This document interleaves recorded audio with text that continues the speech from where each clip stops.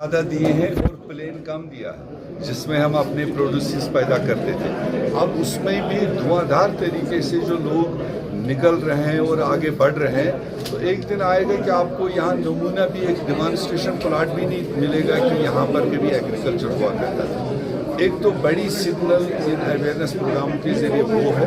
आपको ज़रूर मकान भी बनाना है, आपको ज़रूर रिहाइश भी करनी है, परिवार भी बढ़ रहे हैं, मगर एक लिमिट में एक उतनी रिक्वायरमेंट आप यूज़ कर सकते हो जितना आपको परिवार चलाने के लिए। और दूसरी बात, जो ये एग्रीकल्चर है, खासकर ये जो हमारा लोकल प्रोड्यूस है, खाते तो हम तो राइस ईटर्स है जब हम चावल की बात करें, और अगर हमारा अपना प्रोड्यूस यहाँ पर हो वो ज़्यादा बेहतर क्वालिटी का होता है कंपेयर टू जो हम रेस्ट ऑफ द कंट्री से लाते हैं, इसलिए उसको बचाना ज़रूरी है। अच्छी क्वालिटीज़ एग्रीकल्चर डिपार्टमेंट ने तैयार की है, सीड्स लोगों के सामने अवेलेबल रखी है। एक कनाल को जहाँ 2 क्विंटल मिलते हैं, एक कनाल को 5 क्विंटल पैदा करने के लिए एग्रीकल्चर डिपार्टमेंट का एक कोशिश है। तीसरी बात,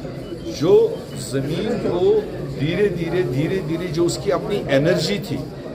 उस एनर्जी को पेस्टिसाइड्स, खाद और दूसरी अद्वियात डाल के उसको ख़त्म किया। वो एक मोटा सिग्नल यहाँ पर था, इम्पॉर्टेंट सिग्नल था कि खाद और पेस्टिसाइड्स के बगैर भी हम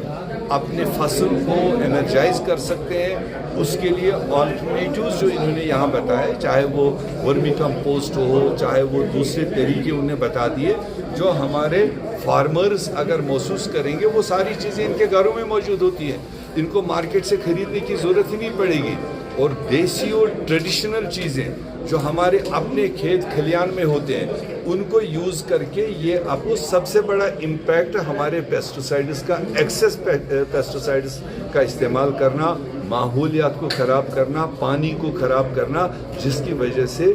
ज़्यादा बीमारियां पैदा हुई है। मेरे ख्याल से इस तरह के अवेयरनेस कैंप से कुछ तो बात आगे बढ़ेगी, आने वाले फ्यूचर को हम बचा सकते हैं। शुक्रिया।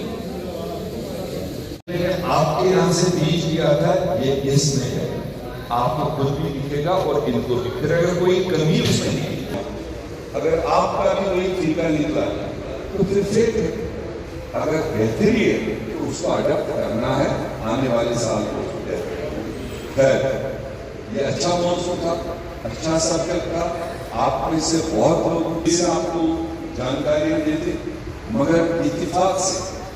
आज ही के दिन हमारा एक और प्रोग्राम जो इलाके के लिए जरूरी है वो भी आज ही के दिन लगा, और मैं बैठे यहाँ पर